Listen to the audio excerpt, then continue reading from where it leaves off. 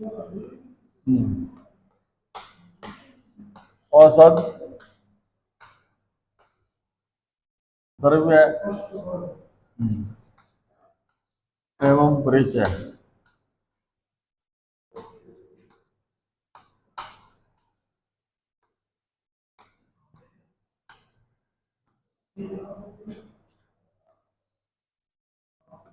कल अपने पढ़े थे अष्टवर्ग।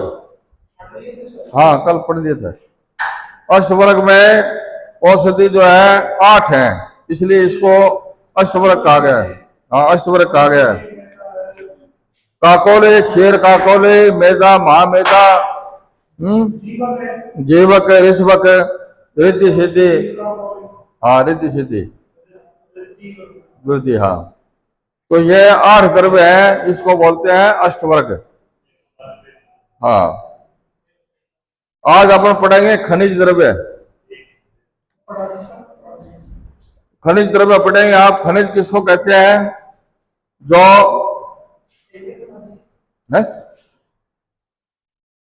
खनिज द्रव्य किसको कहते हैं? जो खान से निकले, खोद करके निकले जमीन से, उसको खनिज द्रव्य बोलते हैं। हाँ खदानों से निकले। तो इसमें गंधक है पहले बहुत सर्वप्रथम। गंधक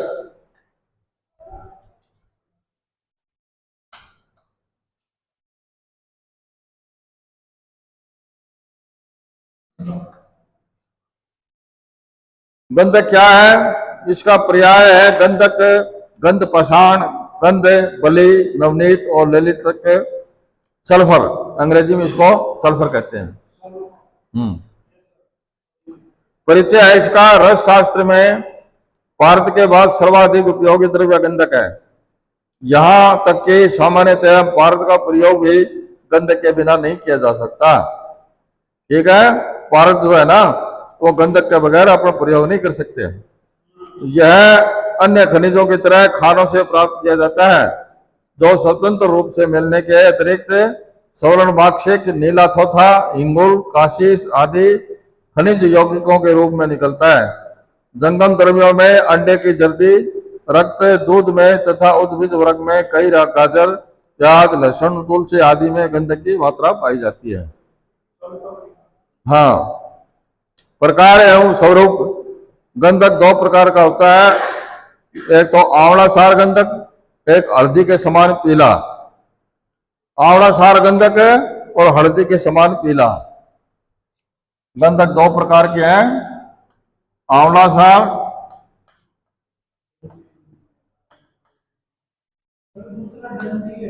है, दूसरा अलग है, वो है हाँ हल्दी के समान पीला।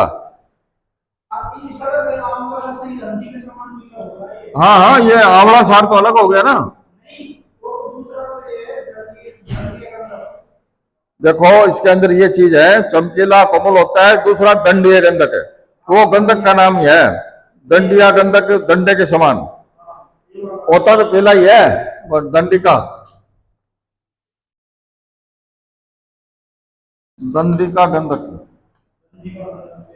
हाँ ये डंडे के समान पीला है। हाँ डंडे के समान होता तो पीला ही है वो। हाँ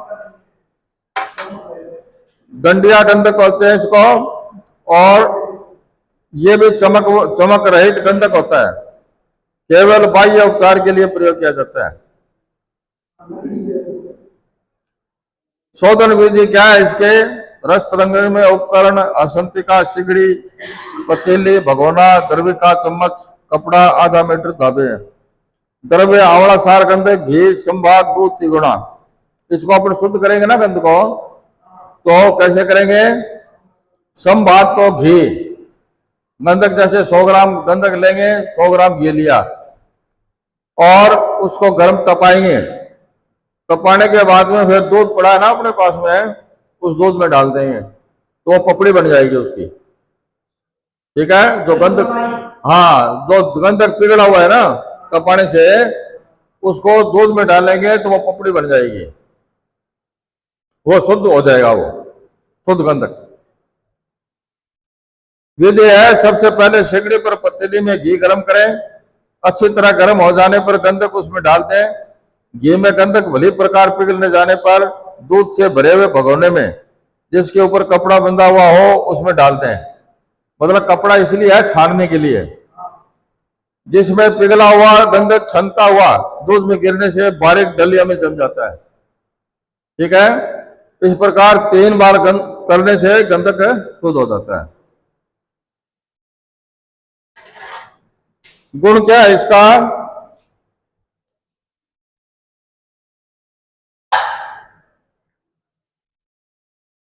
गर्भनाशक, कुष्ठनाशक, काश्वास, दद्रुनाशक, आमग्न, चक्षुष्य दीपक, रसायन, शुक्रल, पारद, दोषनाशक, कटोरस एवं वीर्यनाशक। ठीक है। धातु, अब धातु किसको कहते हैं? धातुओं के लिए वैदिक एवं संहिता कालीन प्रांगण में लौह शब्द का प्रयोग किया जाता है, किंतु कालांतर में लौह शब्द केवल ऐश के लिए योग रूप हो गया है। जिन द्रव्यों में निम्नलिखित विशेषताएं होती हैं उन्हें धातु कहा जाता है। धातु क्या है? गुरुत्व, चमक, तन्मयता, सुचालक। ठीक है, ये 4 प्रकार की चीजें हैं, इसमें धातु कहा जाता है। धातु अधातु की अपेक्षा भारी होते हैं। धातुओं में अपनी अपनी विशिष्ट चमक होती है और धातुओं को खींचने पर तार बन जाते हैं, टूटते नहीं है। यदि उन्हें पीटा जाए तो पत्र के समान फैल जाते हैं। सुचालक, धातु के एक शीर्ष पर ताप या विद्युत स्पर्श करने पर क्रम से दूसरे शीर्ष तक पहुंच जाते हैं। अधातु इनका कुचालक है। आयुर्वेदीय रस शास्त्र में 7 प्रकार के लोह प्रतिपादित किए गए हैं। ठीक है,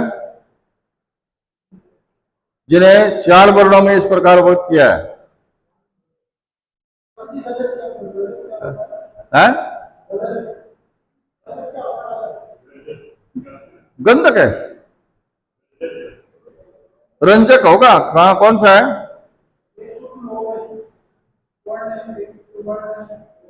अच्छा, ये क्या? रजत मतलब चांदी, चांदी, चांदी, रजत चांदी को कहते हैं। शुद्ध लोह है सुवर्ण, चांदी, साधारण लोह है तांबा, ऐसे, पुती लोह है नाग, वंग, मिश्र लोह है और पीतल। ये शुद्ध धातु होती है एक एक। हाँ, नहीं, इसमें ये जो है ना, शुद्ध लोह भी शुद्ध होता है, सोना चांदी भी शुद्ध होता है। मतलब ये एकल धातु होती है। हाँ, मिश्र धातु अलग चीज, जैसे अपने स्टील आ रही है आजकल, ये मिश्र धातु है। एक जो भरत का लोटा आता है आपने देखा हुआ, हाँ मिश्र धातु है। लेकिन सोना चांदी लोहा ये मिश्र धातु नहीं है। ये याद रखना, 7 चीजें हैं, ये शुद्ध धातु मिश्रित नहीं है। इसमें कचरा वचरा तो होता ही है, जैसे खदान से निकालते हैं कचरे को, साफ करके बाद में निकालते हैं, लेकिन इसमें धातु है।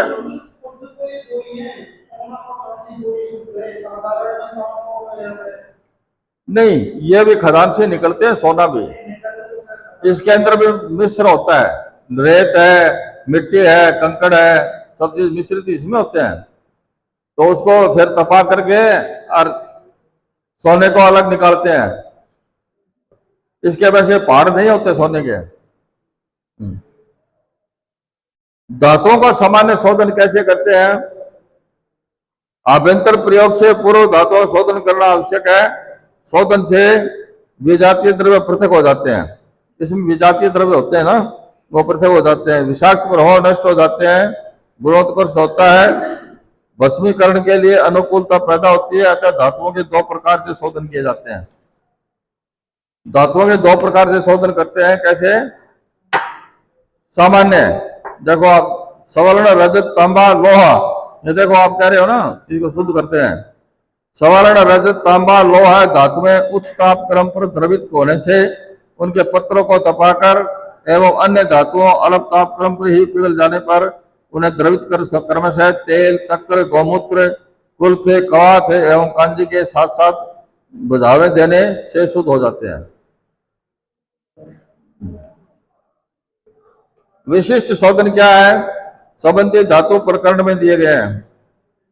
अब सवर्ण धातु है, ये देखो आप, सवर्ण क्या है, पर्याय, सुवर्ण, कनक, हेम, हाटक, हिरण्य, सोना और कंचन।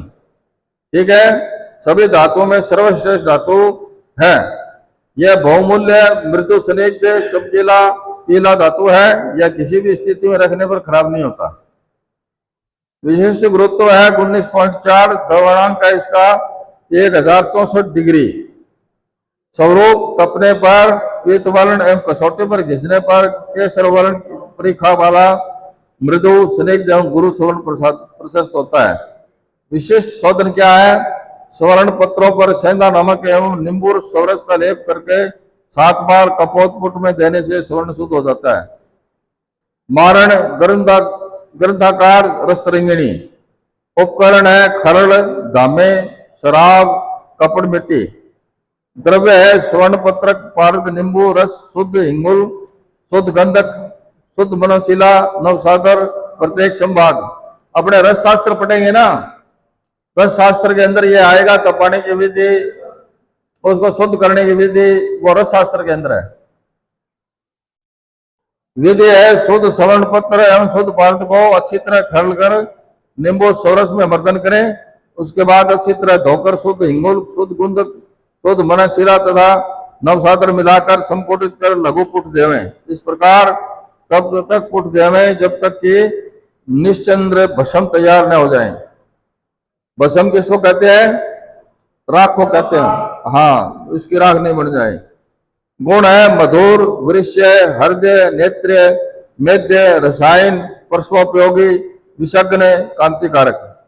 मात्रा इसकी रहेगी 1.5 मिलीग्राम से लेकर के 30 मिलीग्राम तक, जैसे 15 मिलीग्राम से 30 मिलीग्राम। हाँ, अब आता है रजत। रजत को क्या कहेंगे, रौप्य, तार, कल, धौत, चांदी। इसको सिल्वर कहते हैं अंग्रेजी में, लैटिन में कहते हैं अर्जेंटम।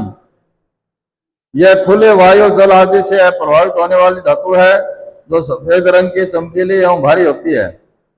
विशिष्ट गुरुत्व है 105 डिग्री, द्रवणांक है 760 सेंटीग्रेड। स्वरूप, अग्नि पर तपाने से, काटने से या कसौटी पर घिसने से स्वच्छ सफेद रंग बना रहे, मृदु, स्निग्ध, भारी रजत औषधि प्रयोग के लिए ग्राह्य है। विशेष शोधन है। उपकरण है सिगड़ी, चिमटा या धामा। द्रव्य है अगस्त्य पत्र, सौरस, रजत पत्र। विधि है रस पत्रों को सिगड़ी पर अग्नि तप्त करके पत्र में 3 बार बुझाने से विशेष शोधन हो जाता है। ग्रंथाकार या रस तरंगिणी।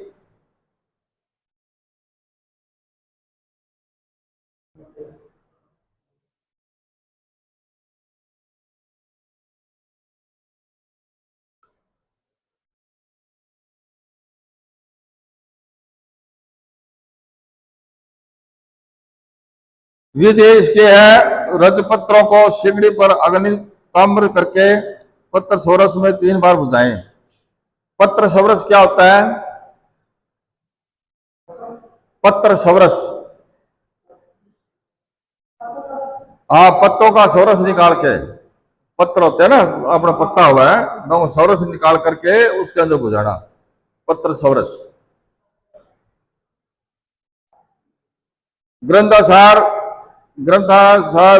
रस तरंगिणी। उपकरण है खरल यंत्र, धामे, लघुपुट, श्राप, दो, कपड़, मिट्टी। शुद्ध रजत पत्र, शुद्ध पारद, शुद्ध गंधक प्रत्येक संभाग, शुद्ध हड़ताल आधा भाग, कंडे आदि। ये उसके लिखे हुए हैं भाई। विधि है शुद्ध रजत पत्रों को पारद के साथ अच्छी तरह घसकर नींबू के सवरस के मर्दन करें, फिर पानी से धोकर शुद्ध गंधक तथा शुद्ध हड़ताल के साथ मर्दन करें। टिकिया को शराब संपुटित कर देना चाहिए। इस शराब संपुट को लघुपुट देना चाहिए। इस तरह 3 लघुपुट देने पर चांदी कमल के समान लाल रंग की भस्म तैयार हो जाती है। शीत कषाय, इसका गुण है रुचि कारक, मेधा वर्धक, वर्ण्य, वात सामक, कफ सामक, लेखन, मूत्रल, नाड़ी संस्थानिक रोगों का तक विकारों में विशेष प्रभाव होता है। मात्रा है इसकी 30 मिलीग्राम से 125 मिलीग्राम। है। हाँ, बात को इसमें लिखा ना, वात सामक है ये, जो हृदय है बल्य है। हृदय को मतलब ताकत देने वाला है, बलवान बनाने वाला है। हाँ, चांदी को भस्म बना के खाते हैं। हाँ हाँ, उसको पत्र सवरस में उसको मिला करके और फिर उसको गजपुट देते हैं, फिर गजपुट देते हैं। इसकी निर्माण विधि है, निर्माण विधि रस शास्त्र में आएगी, इसमें नहीं आएगी। इसमें तो खाली हाँ वर्णन दिया है, रस शास्त्र के अंदर सारी चीज है। हाँ, चांदी के बर्तन का पानी पियो, सोने के बर्तन का पानी पियो। सबसे बड़ा होता है तांबे का, तांबे का सबसे बड़ा। हाँ, तांबे में क्या है कि जैसे घुलनशील है, तांबा घुलनशील होता है। हाँ, पित्तल शुद्ध धातु है, वो भी पित्तल है, सोना चांदी है, तांबा है, ये शुद्ध मतलब धातु है। ये एक मिश्रित धातु नहीं है, एक सिंगल ही होती है उसमें। हाँ, मिश्रित धातु नहीं है। लोहा, चांदी, तांबा, पित्तल पित्तल और आपका बंग, ये शुद्ध होते हैं। ये इसमें ये 8 बताए हैं ना, ये 8 चीजें हैं, ये एकल, हाँ एकल है ये। अब आता है आपका लोह, शस्त्र कृष्ण लोह है, अयस्त्र, ठीक है। आयरन भी कहते हैं, फेरोम कहते हैं। प्रकृति में अनेक प्रकार के खनिज तत्वों के साथ मिला हुआ काला समकिल धातु के रूप में पाया जाता है। इसका द्रवणांक 1500 डिग्री सेंटीग्रेड से होता है। ये 1500 डिग्री सेंटीग्रेड क्या है, ये बताओ आप। इसके अंदर ये लिखा है लोहे में कि इसके द्रवणांक 1500 डिग्री सेंटीग्रेड। मतलब ये द्रव 1500 डिग्री सेंटीग्रेड हाँ, द्रव द्रव बन जाता है वो। द्रव मतलब पानी बन जाता है। हाँ, 1500 मतलब वो पानी के रूप में हो जाता है। हाँ, अब प्रकार क्या है इसका। मुंड लोह है, इसे मुंड कृषि लोह है, शिलातवंश कृष्णायस भी कहते हैं, जिसमें कटा है, खरल, फावड़े आदि कृष्ण यंत्र बनाए जाते हैं। मुंड, हाँ। तीक्ष्ण लोह है, लोह के शस्त्र लोह है, तीक्ष्ण शाल लोह है, फौलाद काल लोह भी कहते हैं। इस प्रकार के लोहे से कृपाण, तलवार, बंदूकें आदि शस्त्र बनाए जाते हैं। और कांत लोह है, इसे कांत, कांतायस और महालोह भी कहते हैं। यह दुर्लभ प्रकार का लोह है, उस मात्रा में चुंबक से प्राप्त किया जा सकता है। ग्राह्य लोह है, तीक्ष्ण लोह है, अर्थात फौलाद के पत्रों को रेती से सूक्ष्म चूर्ण बनाकर लेना चाहिए, अथवा तलवार, चाकू, बंदूक आदि शस्त्र बनाने वाले कारखाने से प्राप्त लोह चूर्ण को शोधन मरण के लिए प्रयोग करना चाहिए। ग्रंथाकार, ग्रंथाधार रस रिंगणी में आता है। उपकरण है सिगड़ी, लोहे का बड़ा चम्मच, द्रविका धामे में 2, तीक्ष्ण लोह चूर्ण कम से कम 5 पल 250 ग्राम, अधिक से अधिक 13 पल यानी 625 ग्राम एक बार त्रिफला चूर्ण। विधि त्रिफला चूर्ण 8 गुणे तल में पत्रकार तत्व रखने। इस प्रकार निर्मित कवाथ में अग्नि प्रथम तीक्ष्ण लोह चूर्ण 7 बार बुझाने से लोह शुद्ध हो जाता है। मारण है, लोहे की भस्म बनाने के लिए 3 बार के पाक किए जाते हैं। भानुपाक, स्थालीपाक, कुटपाक। त्रिफला कवाथ में लोह चूर्ण को धूप में 7 बार सुखाने को भानुपाक कहते हैं। स्थालीपाक है, भानुपाक किए हुए लोह चूर्ण को अच्छी तरह धोकर सिलिका में त्रिफला कसाय के साथ भट्टी पकावे तथा शतावरी, भृंगराग, अस्थीकरण, पलाश आदि रस में अपेक्षित दोष समन करने लिए प्रभाव करें। कुटपाक, स्थाली पाक जिसे लोह पूर्ण चूर्ण को तरह धोकर अभिष्ट दो है, हर औषधियों के रस में मर्दन टिकिया उड़ा लेवे, इनके सूखने पर शराब संपुटित करें, अब गजपुट दे दें। इस प्रकार 1000 बार या 100 बार 60 बार गजपुट देने से लोहे की भस्म बन जाती है। जितने पुट दिए जाएंगे भस्म उतनी ही अधिक गुणकारी होगी। लोह भस्म का निरुत्थीकरण, लोह भस्म को गो घृत एवं शुद्ध गंधक संभाग मिलाकर कुमारी सोरस में मर्दन करें। यह कुमारी सोरस क्या है। लोह भस्म नित्थीकरण, लो भस्म को गौ घृत एवं शुद्ध गंधक संभाग मिलाकर कुमारी सौरस में मर्दन करें। ये कुमारी किस चीज को कहते हैं? कुमारी ग्वार पेठे को कहते हैं। हाँ, ग्वार पेठा होता है ना अपने ये, हाँ, एलोवेरा।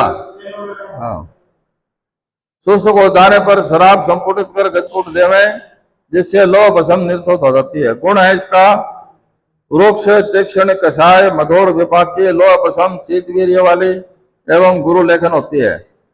बल वृक्ष उदर रोग क्लेम पित्त रोग वर्ण्य मेद्य होती है। गुलुम कुलिहा कृमि पांडु अर्श क्षय शूल रोग नाशक है। ठीक है, बहुत काम आवा यह चीज। 30 मिलीग्राम से लेकर के 250 मिलीग्राम तक ले सकते हैं इसको।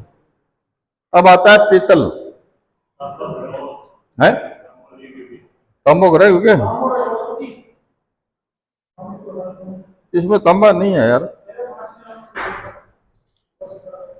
लोहे के बाद में। अच्छा, ये तम्र इधर है क्या? अच्छा, हाँ, तम्र क्या है ये? इसको कॉपर कहते हैं, कुपरम कहते हैं। ताम्र धातु लाल रंग का चमकीला खनिज है। ठीक है, जो वातावरण की आर्द्रता पानी नमक अम्ल में से प्रभावित होती है। प्रकृति में स्वतंत्र रूप से मिलने के अतिरिक्त मल्ल लोह आदि से संयुक्त भी पाया जाता है। संजीव सृष्टि में भू नाग मयूर पिच्छ तथा त्रिफला भी पाया जाता है। ये 1080 सेंटीग्रेड पर पेड़ जाता है।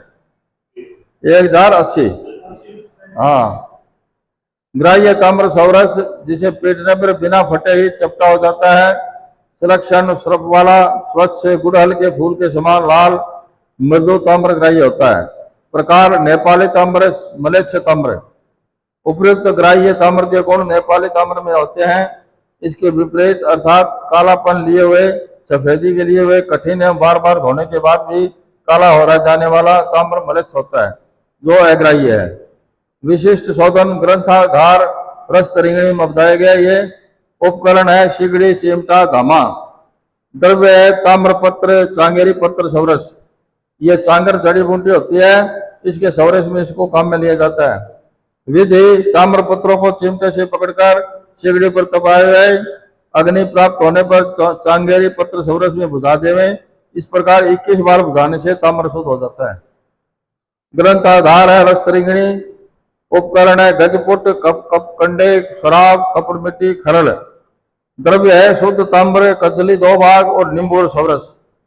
विधि है सर्वप्रथम कचली को नींबू के सौरस में मर्दन कर ताम्र पत्र पर लेप कर देवे, उनके शुष्क होने पर शराब संपुट देवे, फिर गजपुट लगाना चाहिए।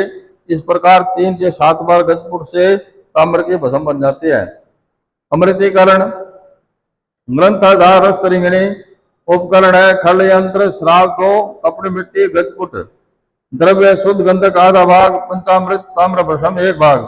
विधि है ताम्र भस्म शुद्ध गंधक को पंचामृत के साथ अच्छी तरह मर्दन कर लिखिया बना लें, जिन्हें सूखने पर शराब संपुट करें, इसके बाद गजपुट देवें। इस प्रकार 3 गजपुट देने से अमृतीकरण हो जाता है। अमृतीकरण करने से ताम्र में वांति भ्रांति आदि दोष नष्ट हो जाते हैं। भस्म परीक्षा अंगुलियों की रेखाओं में प्रविश्य निश्चंद्र तथा वारित्र ताम्र भस्म को नींबू के सौरस या खट्टे दही में 12 घंटे रखने पर भी हरापन या नीलापन पैदा न होने पर उसे उत्तम भस्म समझी जाती है। गुण क्या है इसका? तेक्ते कषाय मधुर रस कटु विपाकी उष्ण वीर्य ताम्र भस्म विषग्न सर लेखन पित्त कफगन दीपन पाचन कृमिगन कुष्ठ घन काश श्वास पांडु ग्रहणी उदर रोग हिक्का व्याधि एवं छर्दी में लाभ प्रभावकारी है। मात्रा इसकी रहेगी 15 मिलीग्राम से लेकर के 60 मिलीग्राम तक। अब आता है पीतल।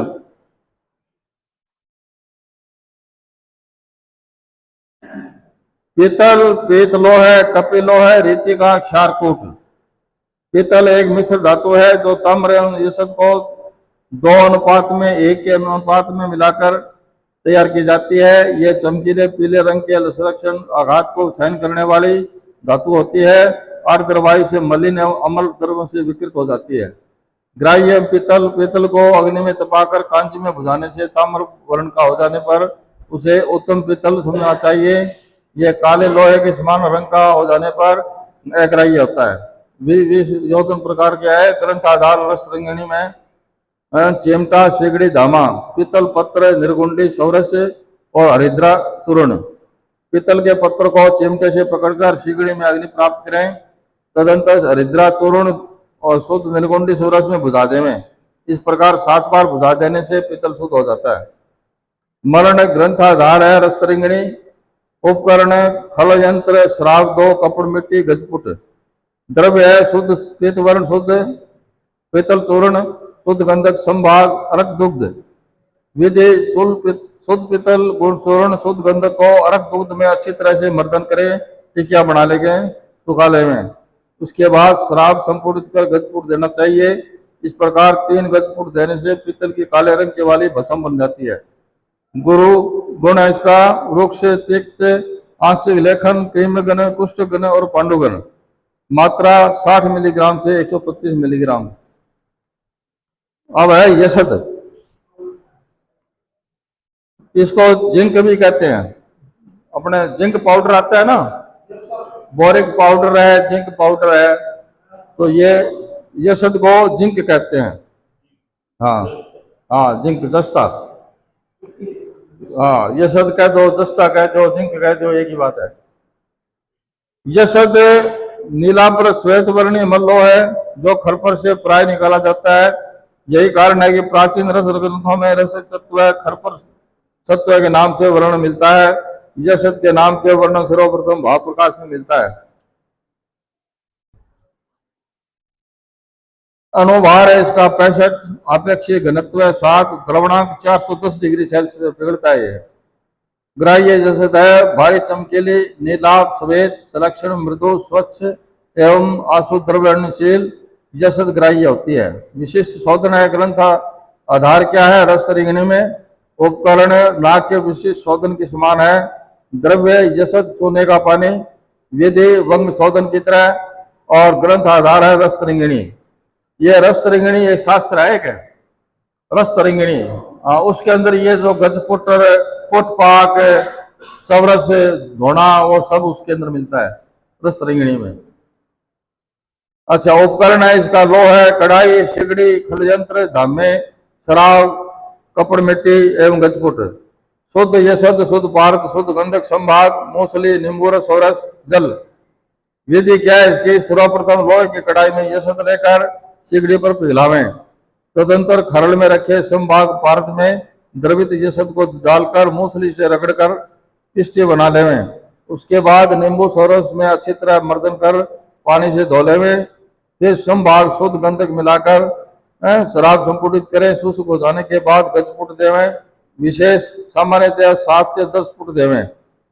गुण है कषाय, कटु, कफ, पित्त समन, नेत्र रोग, पांडु रोग, बहुमूत्र रोग, काश, श्वास, राज्य समाज, जीर्ण, ज्वर, आराधि, श्वेतवर्ण, अत्यार्थ, वात व्याधि नाशक है।